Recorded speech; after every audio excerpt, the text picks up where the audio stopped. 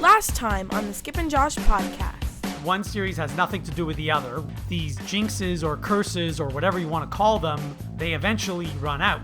You know what? The truth is, we could be jinxing them again now by recording right now because they lost a game, but they're not eliminated from the playoffs yet. But we could be doing them a service too, because if they win tomorrow, does that mean that they won because we recorded after the loss? We don't have a big enough sample to determine that yet. You're listening to the Skip and Josh podcast with Skip Sherman and Josh Obadia. Okay, Skip, so here we are 48 hours since the last time we recorded. After not recording for, 2.5 weeks, now we've done two in the span of, 48 hours. And so we're here to recap Game 2 of the Montreal-Vegas series. And when I say recap, it's really more our reactions to things that happened. We're not going to dissect the power play or anything like that. Not that there were no power plays for Montreal in Game 2 anyway. I was going to mention that. It's like, how do you have a playoff game where guys are getting destroyed on the ice, and yet Montreal doesn't get a power play during that whole game? I was surprised, actually, when I looked at the box score after the game, that there were only 2 penalties in the game, and both were against Montreal. That favors Montreal, by the way, if they don't call penalties. I think it favors Montreal. You're right. First of all, Canadians' power play sucks. Correct. In general. It's getting better, but in general. Correct. And I think the Canadians want this slower game, Not to mention, less power play time for the Canadians means less ice time for Gustafsson, which is always a good thing. He is so brutal. That guy is the most... we talked about it last time, Josh.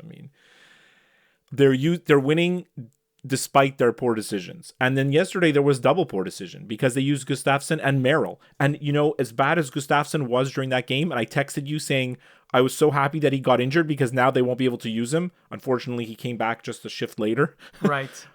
Merrill was worse than him yesterday. Merrill was so bad. Giveaways, losing every battle, just throwing the puck into no man's land. It was just, he looked like a guy who hadn't played for 2-3 weeks, which is what he was, So, you've heard the expression in French when you watch a hockey game, chance en or. Yeah, sure. Golden opportunity. Yeah. So, with the fact that they lost Game 1, they had a golden opportunity to tinker with the lineup, and not, jinx anything. And so they could have used Romanov and Petrie and Kulak, and everything would have been fine. And now, do you think, now that they won, because they won yesterday, are they gonna, they gotta get these... Merrill was so bad, they can't use him again. But because they won, they're not gonna change the lineup, and it's really, it's terrible. Is it possible really that you and I are the only ones that think this, and no one else does? No, we're not, because when I go on Twitter and the Habs Reddit, everybody, every fan is in agreement Romanov needs to be playing, But what I did write down, and I wanted to tell you, is that we're making a big deal out of who's the 5th and 6th defenseman. Right, and they play a grand total of? Exactly, because this only, the problem really only presented itself when Petrie was out of the lineup. Because when the top 4, and I'm saying Weber, Sherratt, Petrie, Edmondson, when those guys are playing, he rolls those guys all the time, right? So the 5th and 6th guy barely get any minutes. And even on top of that, Gustafsson's minutes are on the power play. So they're hardly playing those guys. Now, this problem really reared its ugly head in Game 1 because Petrie wasn't there. So then all of a sudden, other guys had to have minutes, right? And when those guys were having minutes, it wasn't a good situation. Kulak was really not good in Game 1, So I guess we'll see tomorrow. I don't know. We'll see tomorrow. I made a list of 5 reasons why the Canadians won Game 2. Do you want to hear the list? I want to hear it. Yeah, I want to hear it. So it's not in any order. I tried to put it in order, but I couldn't really rank them because they're all equally valid. Right. Okay. So, number 1, Carey Price played very well. Yes. Number 2, Carey Price was very lucky. You got to be lucky to be good sometimes, especially in the playoffs. Number 3, Jeff Petrie was back in the lineup. Yeah. Number 4, the Canadiens were only shorthanded twice, and their penalty killing was fantastic. Yeah, Vegas's power play looked... It's hard to know if it was like our penalty kill or their power play, but like they looked like our power play when we were playing the Leafs, where we couldn't even get into the zone, and you can't even set up. Yeah. And the 5th reason the Canadiens won is because they scored first. And I know sometimes that doesn't mean anything, but the Canadiens have a very difficult time coming back from behind. Well, they showed the record. Like the Canadiens' record in the playoffs it's all about, for them, it's all about scoring first. Yes. All of it. Yeah. It's all about scoring first. So those are the 5 reasons, my 5 reasons. Well, those are great reasons, and those are all true. And what I wrote about why they won is same recipe as always. Get the lead, hold the lead, get great goaltending. That's the recipe. That's their recipe to win. And that's what they did yesterday. Now, the other thing to mention about yesterday's game is the factor why they won is because Fleury was really bad yesterday. Well, really he only gave up 1 bad goal, really. I don't know about that. Toffoli's goal was weird. It was between his legs. You can give the goalie the benefit of the doubt there. That was the one bad goal. No, but Fleury after the game came out on Byron's breakaway, said that he made a big mistake by coming out so aggressively for that poke check because Byron just went around him. But that's what Fleury does. That's what Fleury does.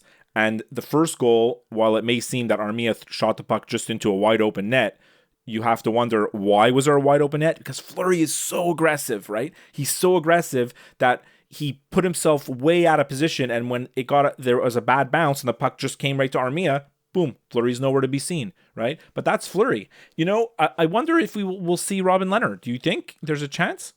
I doubt it after the way he played in game 1 of the previous series, and also he's still very rusty. I think Vegas would be foolish to use Leonard. They'd be foolish. I would love it if they did. Oh, I'm only saying that because they've used 2 goalies throughout the year, right? Like that's their MO. But look, I'm more than happy to face Marc-Andre Fleury that I saw yesterday, because he was the Marc-Andre Fleury that you want to face, because he's a little bit weird, like he's going to make all kinds of weird mistakes, and that's what we saw yesterday. So yeah, I'm kind of excited for that. We mentioned it 48 hours ago. You never know what you're going to get. He's a great goalie. He's won a lot of things. But you could get him on a bad night. And I mean, bad night. He only gave up 3 goals. Wasn't like he gave up 6 goals.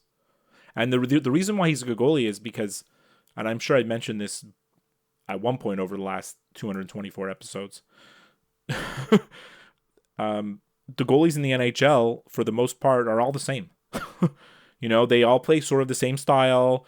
It's that butterfly cutout, cover as much of the net as, I call it like mathematical goaltending. You're trying to cover the biggest percentage of the net as possible and hope that the puck hits you. That's Carey Price's style anyways. And most of the goalies play that style. And Fleury is a big exception to that, because Fleury is his own style. Like there's no, like if a goalie coach comes in now, a goalie coach from Pee Wee hockey comes in now and sees Marc-Andre Fleury and he's like, what the hell is this guy doing? Because he's all over the place. He's also a little bit older than, most of the goalies in the NHL now. So he. Oh my God. He's zeroing in on 20 years in the league. Yeah. I think it is 20 years. He's 36 years old, I think. Anyways, that's Fleury. Yeah. But yeah. So I guess we have a series now, right? Yeah, we do. Listen, so Montreal has demonstrated that they can beat Vegas. I mean, can they beat them 3 more times? I don't know, but they can beat Vegas.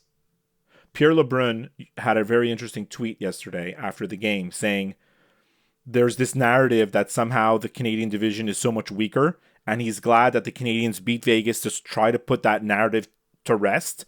And he was saying the Canadians deserve their spot in the Final Four and no one should think otherwise. You should see the responses. It is crazy. Now, keep in mind, about half the responses are just from pissed off Leafs fans, but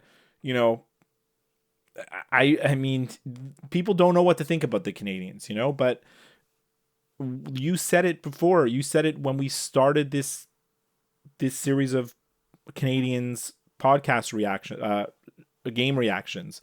They didn't have the same team that they have right now in the last month of the season. Price wasn't playing. A bunch of guys were injured. They limped into the playoffs because they didn't have the same squad. And they got very lucky. Obviously, they got very lucky. you need to have that luck, right? You don't come back from 3-1 against Toronto without a little smidge of luck in your helping you, but I hope it goes 7. I hope it goes 6, but 7 will be fine. We're going to be in for a long series because the teams are very evenly matched. Like we said it last episode, both teams sort of have the same philosophy. They roll their 4 lines, right? They try to get balanced scoring. One thing about yesterday's game, Vegas is really fast. All their lines come at you with speed, and they're fairly big. The one thing the Canadiens could exploit is that the Vegas gets a lot of their offense from the defensemen. Yes. Like all the defensemen activate and they pinch. And look, I'm the farthest thing from an X's and O hockey coach. That's not my wheelhouse at all.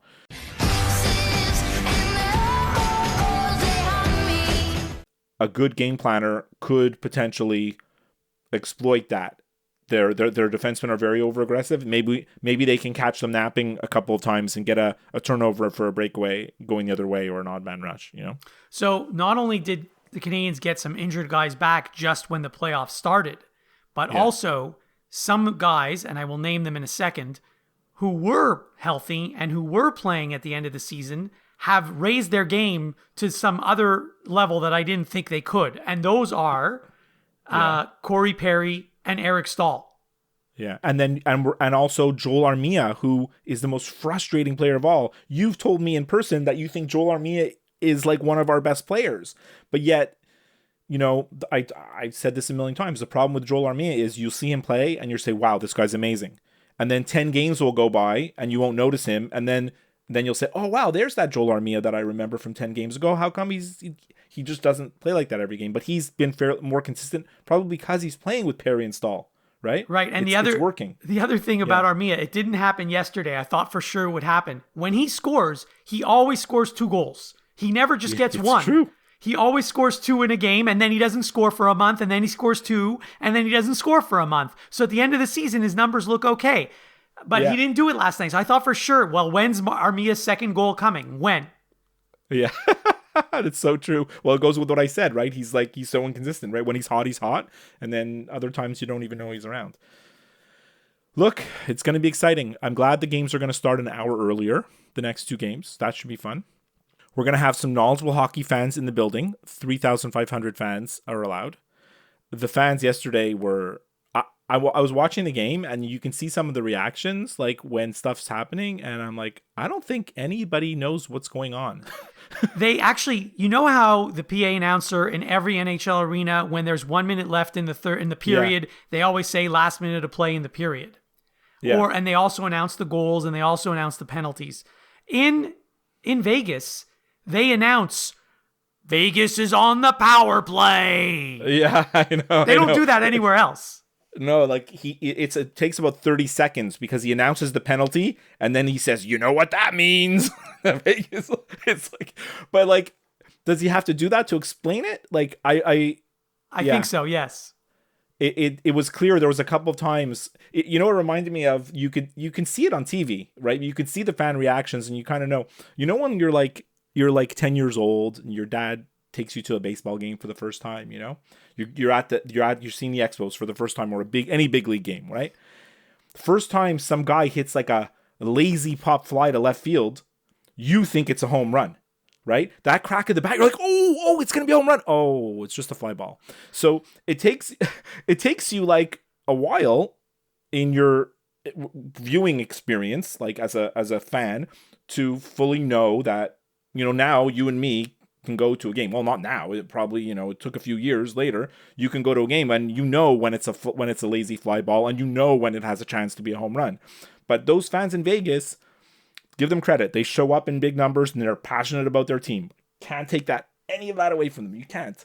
But, there's stuff that happens in the game where like they're sure it's going to be a goal, and meanwhile, like any knowledgeable hockey fan is like, well, that's offside, or this is not going to happen, or, like there's no way that's going in, like it's just funny to see that, like these new fans. I guess it's exciting for the league to have new fans, so that's cool. For sure. Absolutely. Yeah. All right, well, that's all I got on my notes. My notes are all gone. Yeah, well, Done. we just wanted to do a quick reaction to Game 2, and, you know, maybe we'll be back 48 hours from now. Maybe not. We'll see. I know. I don't know, because now with the jinx, you know, we stopped recording after we lost those games, and then we came back. So, like, the thing is, if they win next game, I think we have to keep recording. Okay. No? No, that's fine. I'm okay with that. Sure. I think it's our duty. No? I think you're right. I just don't want to make a commitment that I can't back up. I know. We have, like, I know. Okay. Because I'm going to be I'm going to be on the road. Yeah, I know. It's going to be a road game for me. That's going to be tough. Anyways, I'll talk to you hopefully after next game. Okay. Have a good 2 days.